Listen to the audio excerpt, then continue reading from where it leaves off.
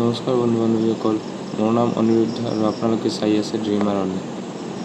তো মই কেইদিনমান আগত আপোনালোকক আপডেট দিয়া ষ্টাৰ্ট কৰিছোঁ যে BSF HCMৰ ৰিটেন প্ৰিপেৰেশ্যন ষ্টাৰ্ট কৰিছোঁ। সেইবাবে দুদিনৰ আপডেট দিছোঁ আৰু আপডেটবিলাক লেটকৈ দিয়া হৈছিল কিয়নো মোৰ যিটো ৰিচাৰ্জ কৰিছোঁ সেইটো কেৱল অনলি খালি টক টাইম কথা কোৱাৰ ৰিচাৰ্জটো কৰিছোঁ, ঠিক আছে। কিন্তু নেট যিটো থাকে সেইটো কৰা নাই কিয়নো নেট থাকিলে মোৰ স্ক্ৰলিঙৰ প্ৰব্লেম সেইটো বাঢ়ি যায়, ঠিক আছে। সেইবাবে সেই অভ্যাসটোক দূৰ কৰাৰ বাবে এইবাৰ ৰিচাৰ্জটো নৰ্মেল ৰিচাৰ্জ কৰিছোঁ উইদাউট নেটৱালা, ঠিক আছে। তো যিয়ে নহওক সেইবাবে লেট আপডেট দি আছিলোঁ। তো মই ভাবিছিলোঁ এইবাৰ কণ্টিনিউ কৰিম, কিন্তু এইবাৰো কণ্টিনিউ কৰিব নোৱাৰিলোঁ, বাদ পৰি গ'ল, ঠিক আছে। তো কিয় বাদ পৰি গ'ল? বাদ পৰি যোৱাৰ এটাই কাৰণ কি ক'ম আৰু, 2-3 দিন ঠিক থাকে, কিন্তু তাৰপিছতে কেনেকুৱা বেয়া লাগে, সেই নহ'ব বোধহয়, বহুত ডাঙৰ জাৰ্ণি হ'ব, বহুত দূৰ জাৰ্ণি, এতিয়াও একো হোৱা নাই, অভাৰ থিংকিঙত পৰি যাওঁ মই। আৰু তাৰ ফলত কি হয়, একদিন টোটালি পঢ়াটো মিছ হৈ যায়। এনেকৈ 1-2 দিন মিছ হৈ যাওঁতে মোৰ কি হয়, ডেইলি আপডেট দিয়াটো নহয়, পঢ়া শুনাৰ যিটো ৰিদম থাকে সেইটো ভংগ হৈ যায়, ঠিক আছে।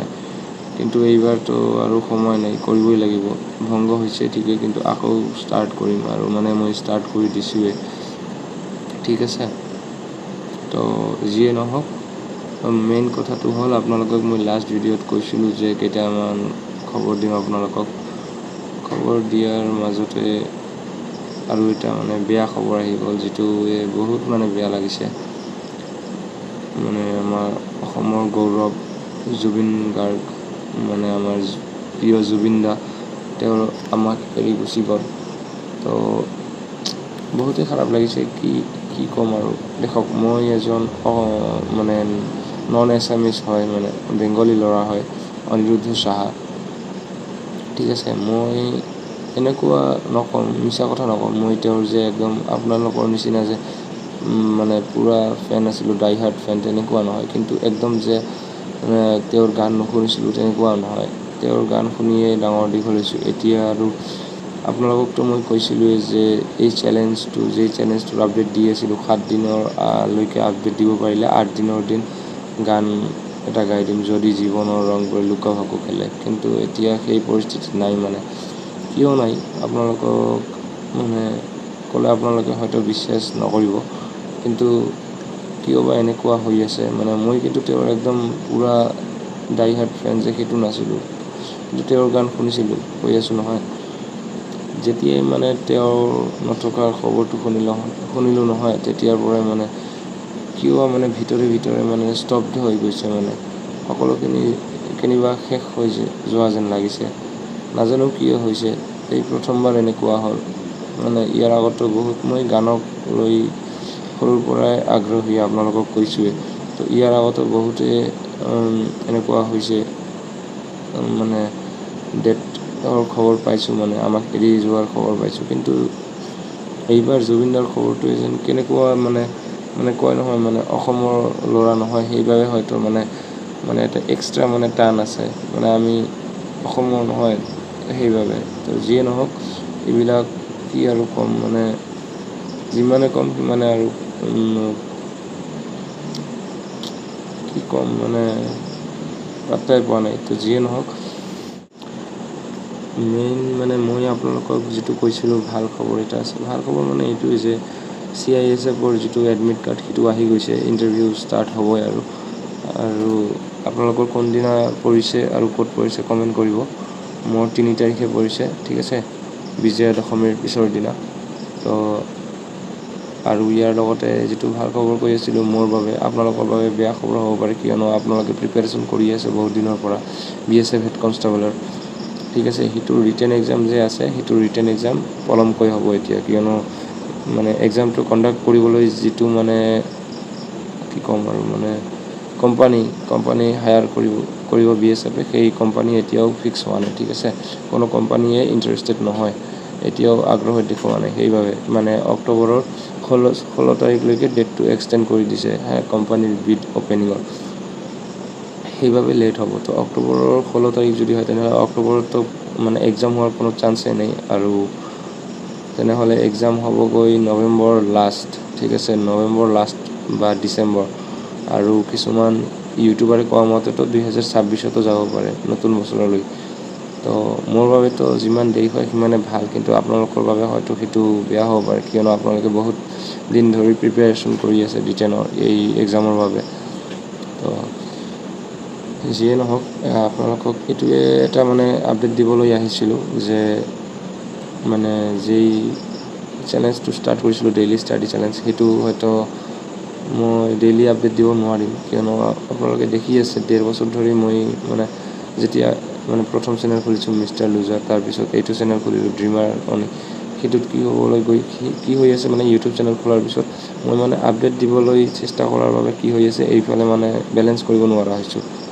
মানে মেইন প্ৰব্লেমটো হ'ল মই বহুত লেজি হয়, ঠিক আছে, সেইবাবে প্ৰব্লেমটো হৈ আছে।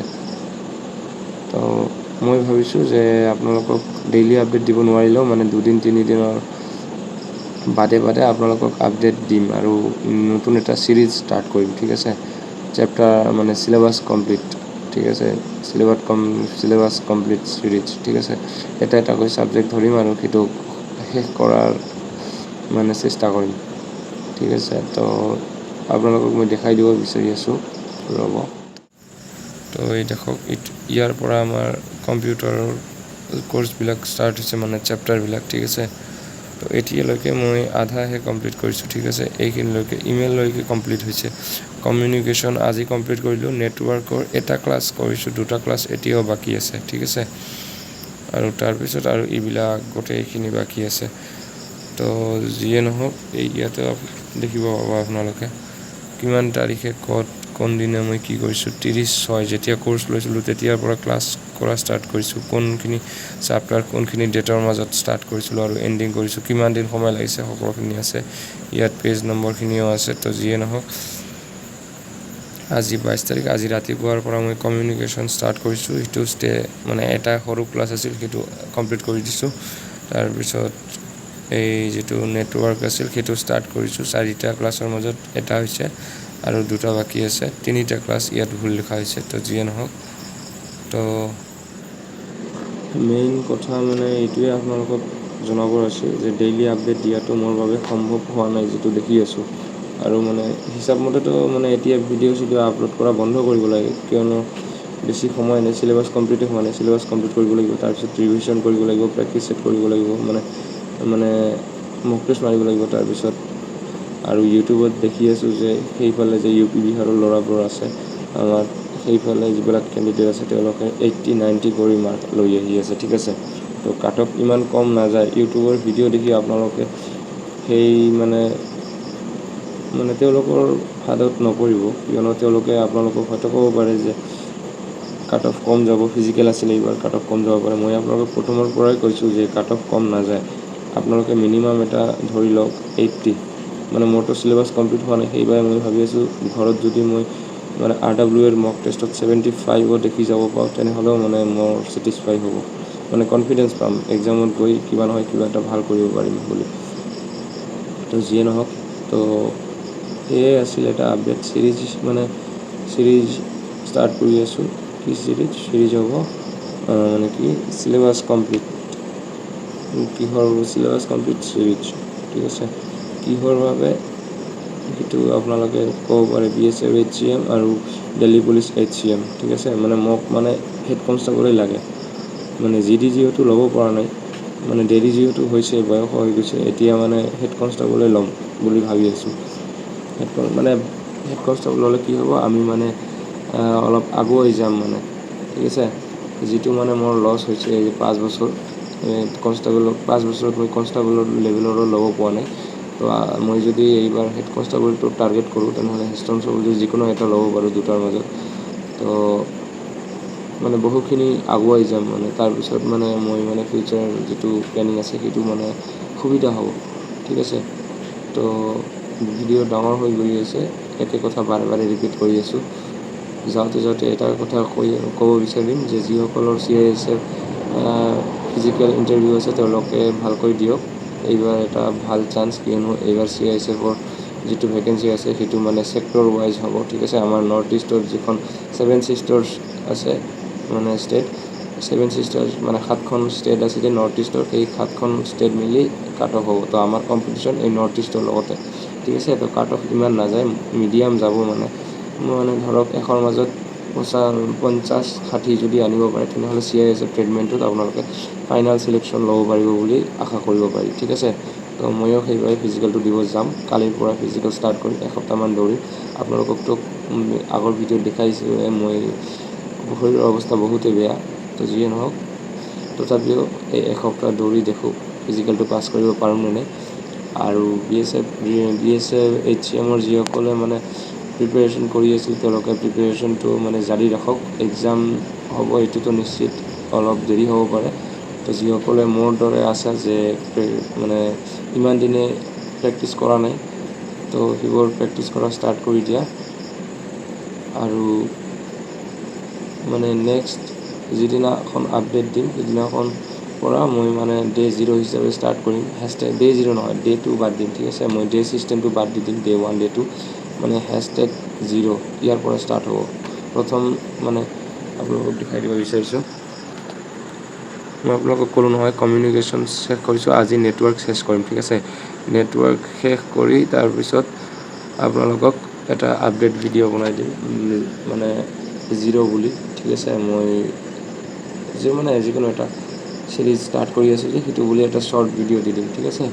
শ্বৰ্ট ভিডিঅ' দি তাৰপিছৰ পৰা ডেইলি মানে #1 কৰি লং ভিডিঅ' বা শ্বৰ্ট ভিডিঅ'ই আহি থাকিব, কিয়নো লং ভিডিঅ' বনালে কি হয় মানে এডিট কৰিব লাগে, থাম্বনেইল বনাব লাগে, বহুত সময় যায়। তো শ্বৰ্ট ভিডিঅ' আপডেট দি থাকিম, #1 মানে প্ৰথম দিন আপডেট, দ্বিতীয় দিন আপডেট, এনেকুৱা কৰি চিৰিজটো মানে চলি থাকিব। এই বছৰ এই চিৰিজে চলিব, মানে এই বছৰৰ মাজত মই চিলেবাছখিনি কমপ্লিট কৰিব বিচাৰি আছোঁ। আৰু 2026ত যিমানকেইটা এক্সাম আছে সকলোকেইটা দিম, আৰু যিকোনো এটাৰ মাজতো মানে চাকৰি লোৱাৰ চেষ্টা কৰিম, ঠিক আছে। তো আজি মই মোৰ মনৰ কথাখিনি কৈ দিলোঁ, আপোনালোকে জানিলে। তো আপোনালোকে প্ৰিপাৰেশ্যন ষ্টাৰ্ট কৰি দিয়ক। আৰু যদি মটিভেশ্যনৰ কমি মনত হয়, আৰু যদি মনত হয় যে নহয় অকলে আপোনালোকে অসুবিধা হৈ আছে, তেনেহ'লে চেনেলটোক ছাবস্ক্ৰাইব কৰি ল'ব পাৰে। ময়ো প্ৰিপেৰেশ্যন কৰি আছোঁ, আমি সকলোৱে মিলি একেলগে প্ৰিপেৰেশ্যন কৰিম, একেলগে ছাকচেছ হ'ম, ঠিক আছে। তো দেখা হ'ব নেক্সট এটা ভিডিঅ'লৈ। তেতিয়ালৈকে জয় হিন্দ, জয় অসম।